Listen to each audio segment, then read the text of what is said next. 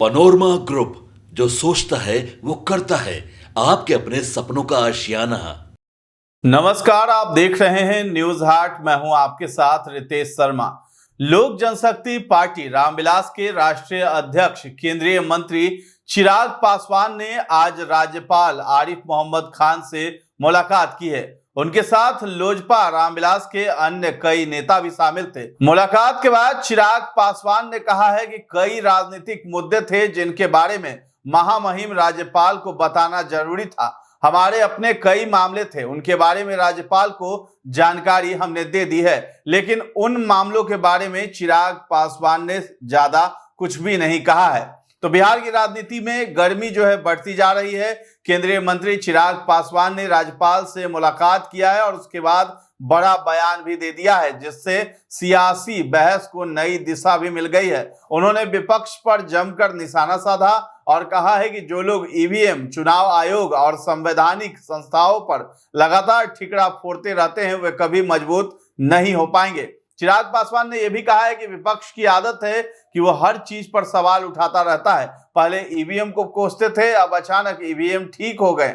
क्या ये मान ले कि पहले जो बातें कही जा रही थी वे गलत थी? अगर इसी तरह संस्थाओं पर शक करते रहे तो विपक्ष कभी मजबूत नहीं हो पाएगा। उन्होंने आगे कहा है कि आप संवैधानिक पदों का सम्मान नहीं करते, संस्थाओं पर भरोसा नहीं करते, फिर आप कैसी व्यवस्था चाहते हैं? ये देश चलाने का तरीका नहीं है। बता दें कि चिराग पासवान ने नीतीश कुमार के साथ अपने रिश्ते को लेकर भी स्पष्ट किया है। उन्होंने कहा है कि आदरणीय मांझी जी और नीतीश कुमार ये मेरे लिए पिता समान है। उनके अनुभव से मैं सीखता हूं। मीडिया कभी कभी उनके बयानों को गलत तरीके से पेश कर देती है, लेकिन मैं उनकी हर बात को आशीर्वाद की तरह लेता हूं। उन्होंने विपक्ष पर निशाना साधते हुए कहा कि अगर कोई सोचता है कि मांझी जी के बयानों से एनडीए में दरार आएगी तो वो गलत है। हम पूरी एकजुटता से खड़े हैं।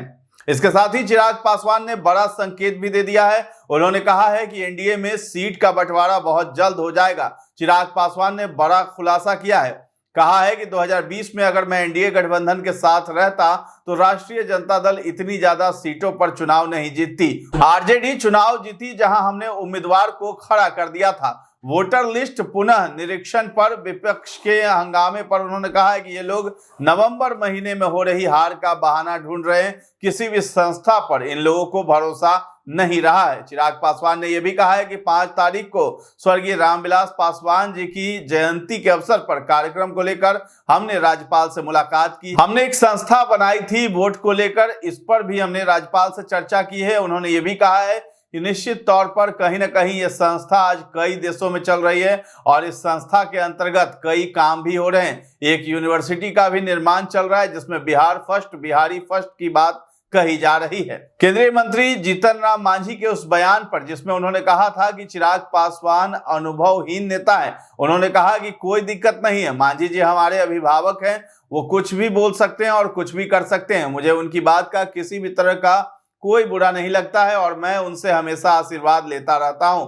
उन्होंने कहा है कि विपक्ष को इन सब बातों से खुश नहीं होना चाहिए, हम लोग बल्कि एकजुट हैं। प्रधानमंत्री को घना के सबसे सर्वोच्च पुरस्कार से नवाजे जाने पर भी चिराग पासवान ने कहा है कि मुझे गर्व है कि मैं ऐसे प्रधानमंत्री के साथ काम करता हूं। वो जहां भी जाते हैं उन्हें सर्वोच्च पुरस्कार से नवाजा जा रहा है। हमें गर्व होता है ऐसे प्रधानमंत्री पर। बता दें कि लोकसभा और विधानसभा चुनाव को लेकर चिराग पासवान ने कहा है कि एनडीए हमेशा की तरह सहजता से सीट बंटवारा करेगा। उन्होंने कहा है कि हमारे गठबंधन में सीट बंटवारे को लेकर कोई तनाव नहीं है, समय रहते सब कुछ तय हो जाएगा। तो फिलहाल इस खबर में इतना ही है। न्यूज हाट के साथ बने रहें और अभी तक हमारे चैनल को आपने सब्सक्राइब नहीं किया है तो जरूर कर लें। साथ ही साथ हमारा फेसबुक पेज है, उसे भी लाइक और फॉलो कर लें। धन्यवाद।